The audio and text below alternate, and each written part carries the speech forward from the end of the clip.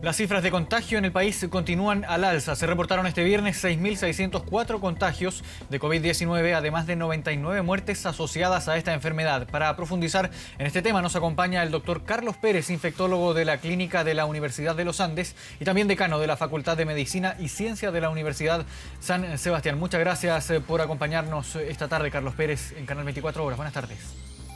Buenas tardes, Marco.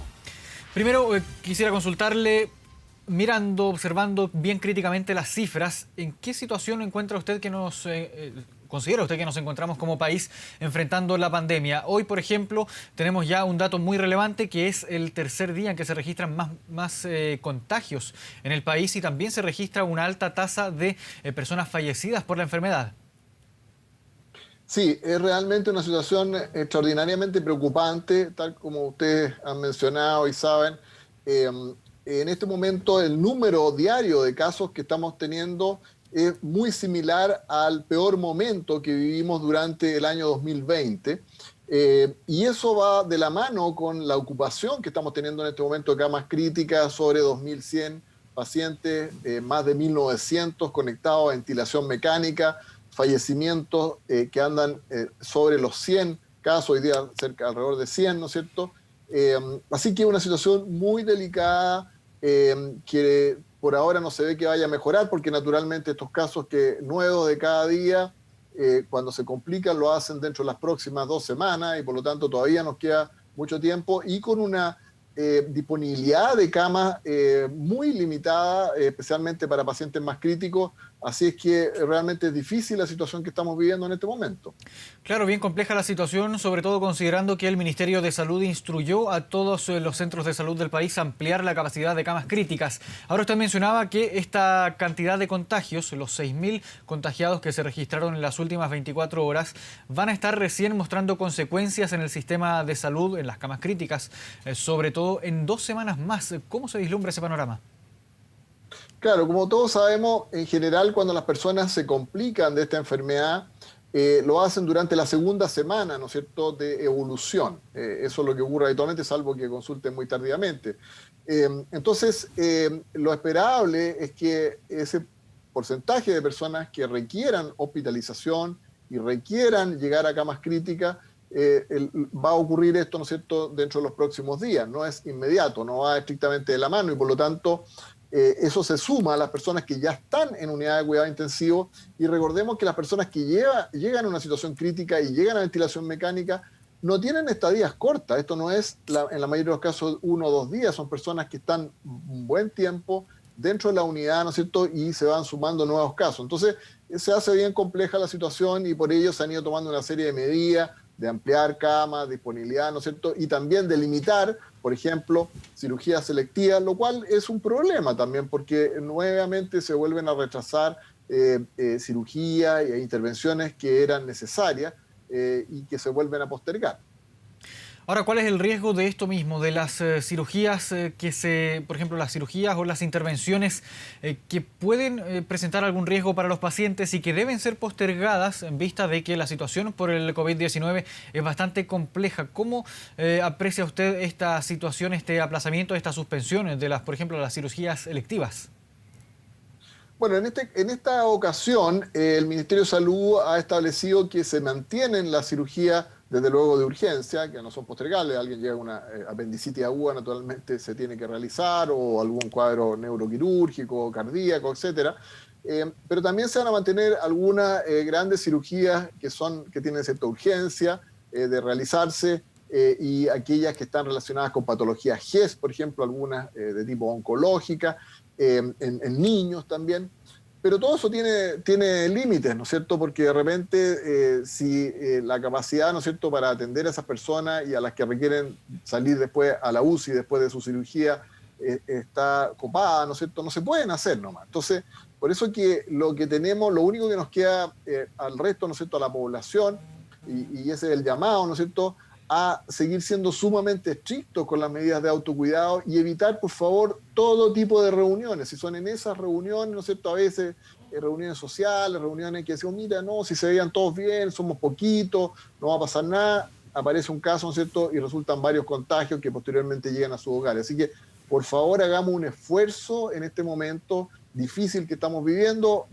A la par, la vacunación va avanzando de manera muy favorable, pero queda mucho tiempo todavía en que tengamos inmunidad colectiva como para que la situación vuelva a la normalidad, y eso ayuda a que aparezcan menos contagios. Así que estamos en una situación en que todos tenemos responsabilidad de evitar que esto siga creciendo. Chile ha enfrentado un proceso de vacunación que ha sido destacado a nivel mundial con cifras bien alentadoras. Más de 5 millones, casi 6 millones de personas ya vacunadas, al menos con la primera dosis. Una cifra menor también con la segunda dosis ya también inoculada. Pero ¿cuándo ya podríamos empezar a ver resultados, efectos ya más concretos en la evolución de la pandemia en nuestro país, considerando el proceso de vacunación? Las autoridades hablaban, por ejemplo, de ya la segunda quincena de abril, pero ¿qué efectos son los que podríamos empezar a revisar? Quizás una baja en la cantidad de camas críticas que se utilizan, una baja en la cantidad de contagiados. ¿Cuáles son esos efectos? Bueno, lo primero, sí, uno puede mirar un poco lo que ha ocurrido en otros países que anduvieron bastante rápido, ¿no es cierto? Nosotros ya estamos dentro de ese grupo de países que vamos avanzando rápido. Entonces, lo que se ha visto en primer lugar es que las personas de mayor edad, que fueron las primeras que recibieron vacunas y que ya completaron su dosis, ¿no es cierto?, están llegando menos a los hospitales y a la unidad de paciente crítico. Estamos viendo personas de menor edad que a lo mejor todavía no hayan alcanzado a ser vacunadas. Así que ya hay un impacto en esa población, ¿no es cierto?, que es una población de alto riesgo, naturalmente, si se complica. Pero recordemos que la población objetivo en Chile de adultos que debieran recibir esta vacuna son 15 millones. Vamos todavía en muy buena cifra, cerca de 6 millones, pero todavía queda un buen número de personas. Y la inmunidad recién se logra después de 2 semanas de la segunda dosis, ¿no es cierto?, con certeza.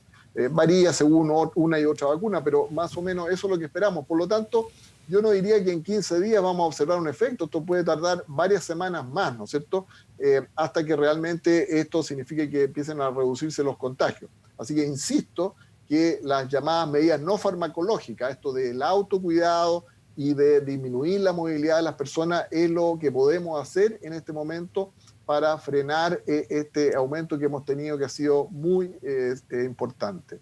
¿Y estos efectos de la vacunación, doctor, para dejarlo bien claro, podrían incidir, por ejemplo, en una baja de la cantidad de contagios o en una baja, por ejemplo, de la ocupación de camas críticas en concreto?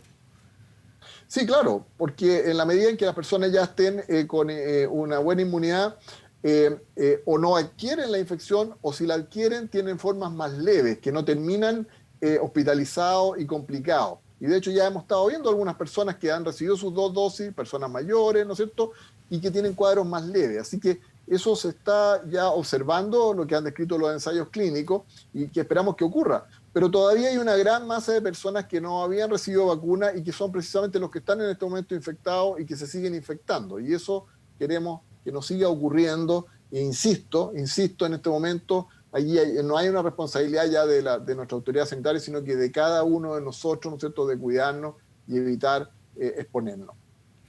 Ahora, ¿qué pasa con la influenza? El año pasado se habló mucho del temor que existía sobre, por ejemplo, una coinfección, por ejemplo, padecer coronavirus y contagiarse con el coronavirus, y por otro lado, contagiarse también con influenza. ¿Existe ese riesgo? ¿Qué pasa? Porque este virus comienza ya a circular, es un virus estacional, comienza a circular a fines de marzo, comienzo ya del mes de abril habitualmente. Esto podría eventualmente cambiar. El año pasado, por ejemplo, no se registraron contagios o una mayor cantidad de contagios de influenza, pero ¿Cómo va a resistir, por ejemplo, el sistema de salud respecto a la irrupción de la influenza, y cuánto podría afectar la influenza a los chilenos?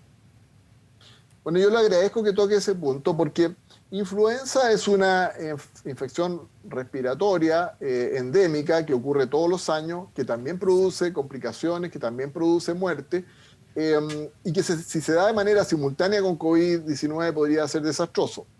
Afortunadamente, en el año pasado, no solo en Chile, sino que en todo el mundo, los casos de influenza fueron mucho menos que en años anteriores, precisamente porque las medidas de precaución para evitar adquirir el COVID-19 también evitaron, ¿no es cierto?, adquirir otros virus respiratorios, entre ellos influenza, y porque las campañas de vacunación fueron muy exitosas, incluido en nuestro país. Este año ya el ministro de Salud ha informado que las dosis ya han ido llegando para la vacunación de este año. Seguramente pronto van a partir, hay que coordinarlo bien con la vacunación contra COVID, pero el llamado, ¿no es cierto?, a las personas, sobre todo a los que están en aquellos grupos objetivos de la vacuna de influenza, es que por favor la reciban apenas esté disponible. Hay un detalle ahí que es que no debe administrarse o no puede administrarse simultáneamente con la vacuna contra COVID-19, porque todavía no hay mucha información sobre seguridad y eficacia, así que hay que esperar por lo menos 2 a 3 semanas después de la dosis de COVID, pero apenas esté disponible, todas las personas que están en los grupos de riesgo a los cuales se les administra vacuna de influenza todos los años, que por favor la reciban, igual que lo hicieron el año pasado, porque así nos sacamos un problema de encima. Muy importante entonces dejar esperar un tiempo entre la vacunación del COVID-19 con la vacunación de la influenza. Doctor Carlos Pérez, infectólogo de la Clínica de la Universidad de los Andes y decano también de la Facultad de Medicina y Ciencias de la Universidad San Sebastián, gracias por habernos acompañado en Noticias 24. Buenas tardes. Buenas tardes, Marco.